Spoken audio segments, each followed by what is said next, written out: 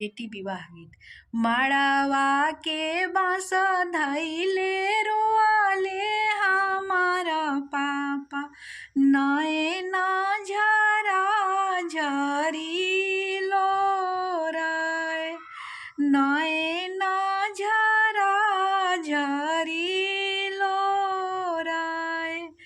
अपना सुंदर बेटी के कारा सौंपबी, के ई करी है पति पालय, के ई करी है पति पालय।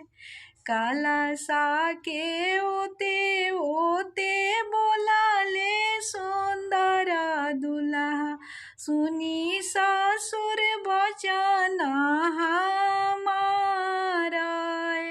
सुनी ससुर बचन हमारा। ई धियावा ससुर हमारा सौंपबी, हम ही करबी पति